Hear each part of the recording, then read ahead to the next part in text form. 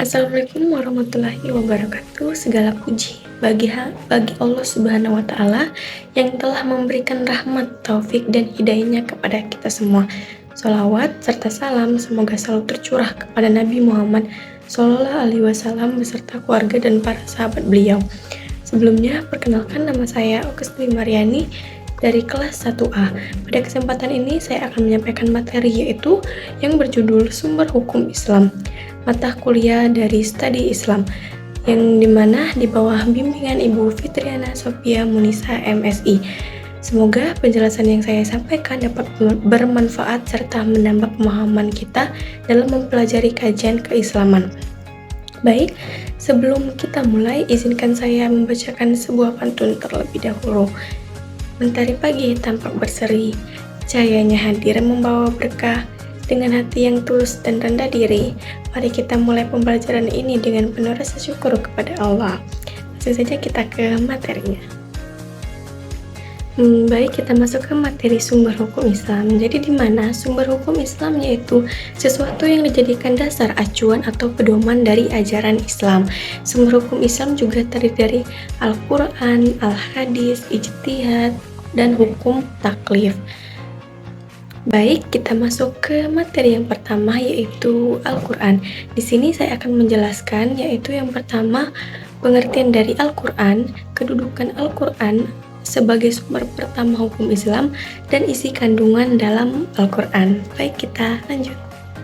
Adapun juga itu pengertian dari Al-Quran. Jadi, Al-Quran secara bahasa yaitu kata kerja qara'a yang berarti membaca dan bacaan. Jadi, Al-Quran secara istilah adalah kumpulan firman atau wahyu yang diturunkan kepada Rasulullah SAW melalui malaikat Jibril secara berangsur-angsur untuk disampaikan kepada manusia agar menjadi petunjuk dan pedoman hidup bagi manusia. Adapun juga kedudukan sumber hukum di Islam yaitu Al-Quran adalah kitab suci yang merupakan pedoman dan dasar menjalani hidup. Adapun juga fungsi yaitu Al-Quran sebagai sumber hukum yang mencakup hukum yang berhubungan dengan masalah keimanan, ilmu yang mempelajari tentang keimanan, ilmu tauhid, dan lain-lain. Adapun juga hukum yang mengatur hubungan manusia dengan Allah atau ibadah seperti sholat, puasa, zakat, dan lain-lain. Dan dengan lingkungan sekitarnya yaitu ilmu fikih. Adapun juga isi kandungan Al-Quran yang pertama yaitu akidah atau tauhid, di mana terdapat akidah Islam atau tauhid yang artinya kepercayaan kepada Allah yang Maha Esa. Adapun juga ibadah dan muamalah yaitu terdapat perintah Allah untuk menyembahnya atau ibadah dan petunjuk hubungan antar manusia yang dikerjakan dengan niat yang ikhlas. Adapun juga akhlak atau etika yang berisi tentang pokok-pokok isi yang menjelaskan tentang akhlak. Nabi Muhammad SAW diutus untuk menyempurnakan akhlak mulia. Adapun juga hukum syariat yaitu hukum Allah Subhanahu wa Ta'ala yang menunjukkan hukum-hukum dalam Al-Quran tentang perintah dan larangannya. Adapun juga sejarah yaitu kisah atau riwayat yang mengandung kisah umat terdahulu seperti kisah para nabi dan para rasul serta umatnya. Dan juga yang terakhir yaitu ilmu pengetahuan, di mana mengandung dasar-dasar ilmu pengetahuan yang dapat terkandung banyak dasar-dasar ilmu pengetahuan yang dapat diambil dan diamalkan oleh manusia. Kita lanjut ke materi selanjutnya.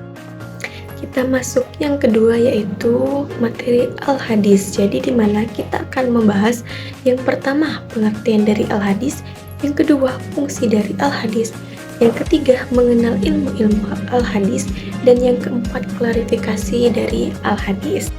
Selanjutnya, adapun juga pengertian dari Al-Hadis. Jadi di mana menurut bahasa Al-Hadis berarti perkataan, berita, baru, dekat. Dan menurut istilah, Al-Hadis adalah segala tingkah laku Nabi Muhammad SAW, baik berupa perkataan, perbuatan, maupun ketetapannya. Dan selanjutnya yaitu adapun fungsi Al-Hadis yaitu memperkuat aturan hukum dari ayat-ayat Al-Quran. dan menjelaskan hukum Al-Quran atau tafsir dan bayan, mengecualikan atau memutlakkan hukum. Hadis sebagai hukum yang berdiri sendiri, melengkapi hukum Al-Quran yang belum ada. Ilmu al-hadis. Jadi, yang pertama itu hadis, sesuatu yang disandarkan kepada Nabi Muhammad SAW, baik berupa perkataan, perbuatan, pernyataan, takrik, dan tingkah laku. Dan juga atsar, yaitu sesuatu yang disandarkan kepada para Nabi Muhammad SAW. Adapun juga takrir, yaitu keadaan Nabi Muhammad SAW yang mendiamkan atau menyetujui apa yang telah dilakukan dan diperkatakan oleh para sahabat di hadapan beliau. Dan juga sahabat, yaitu orang yang bertemu Rasulullah SAW sewaktu beliau masih hidup dalam keadaan Islam, lagi beriman dan mati dalam keadaan Islam. Adapun juga tabi'i, yaitu orang yang menjumpai sahabat, baik perjumpaan itu lama atau sebentar.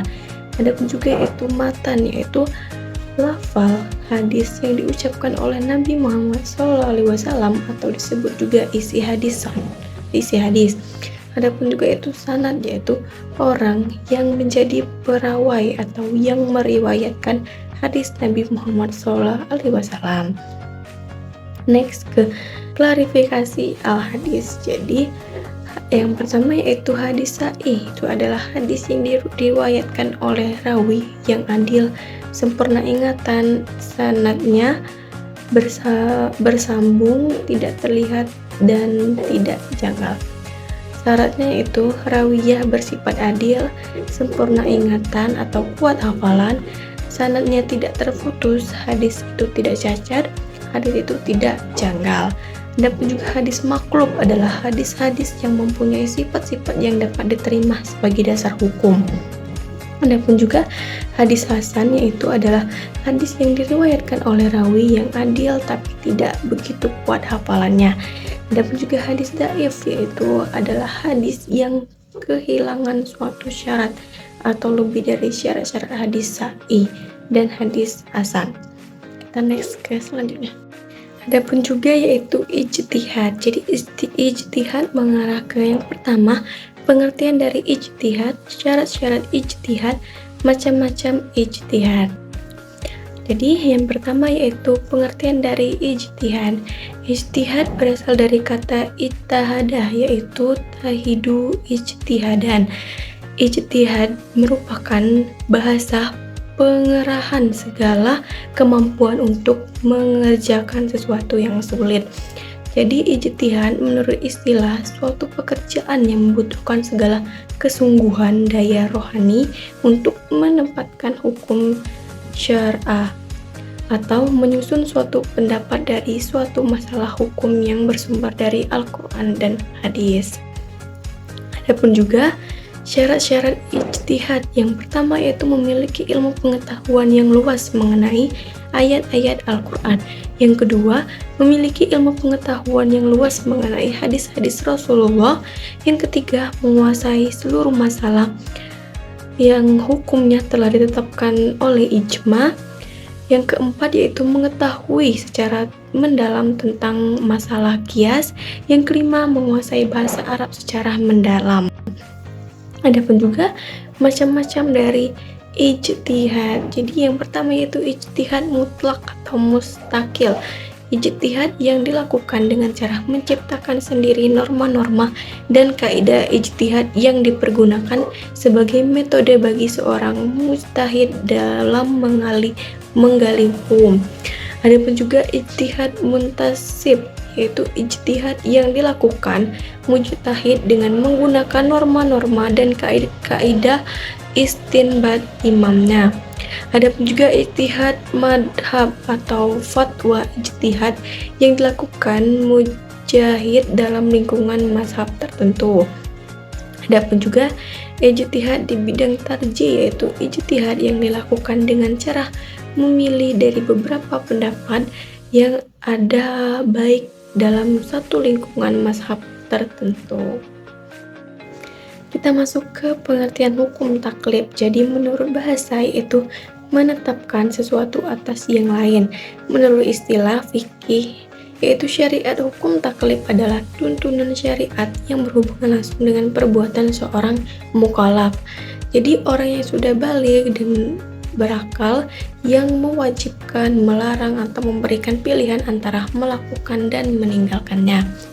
Ada juga macam-macam hukum taklif. Yang pertama itu wajib. Jadi ada pun juga yaitu wajib, yaitu mendapatkan pahala jika mengerjakan dan mendapatkan siksa jika meninggalkan. Ada pun juga wajib ain, yaitu kewajiban yang dibebankan pada setiap mukallaf atau individu, contohnya seperti sholat 5 waktu.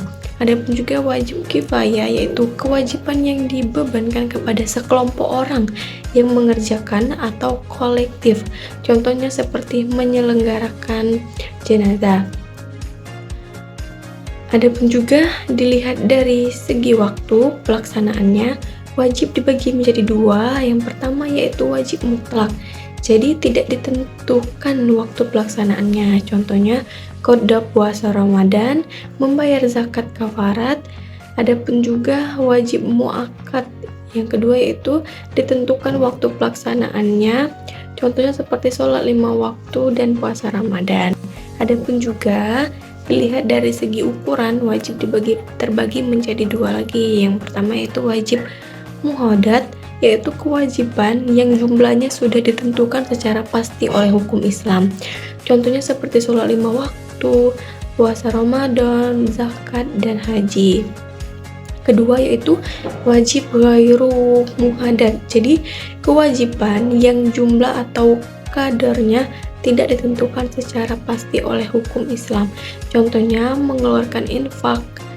Dilihat dari cara untuk menentukan kewajiban bagi menjadi dua juga, yaitu wajib muayyan, yaitu kewajiban yang harus ditentukan secara pasti tanpa boleh memilih, contohnya seperti sholat 5 waktu, zakat, puasa, dan haji. Yang kedua yaitu wajib muhayyar, yaitu kewajiban yang tidak ditentukan atau kita boleh memilih. Next, selanjutnya adapun juga yaitu yang ke B yaitu sanad, yaitu sanad atau mustahab, yaitu mendapatkan pahala jika mengerjakan dan tidak mendapatkan siksa jika meninggalkan, contohnya seperti sholat sunat.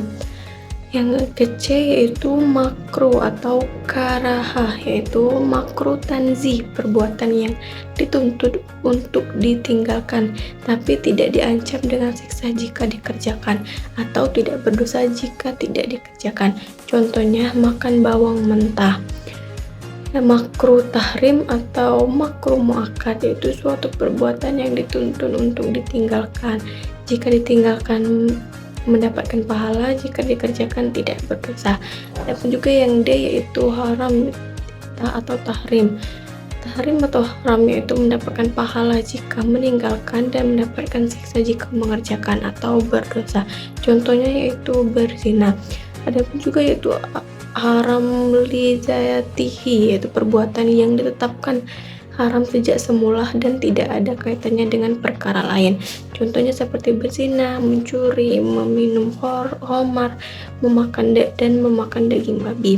Adapun juga haram li adrihi, itu perbuatan yang awalnya tidak haram dan kemudian ditetapkan haram karena ada sebab lain yang datang kemudian, contohnya seperti ayam pada dasarnya halal karena diperoleh dengan cara mencuri maka haram.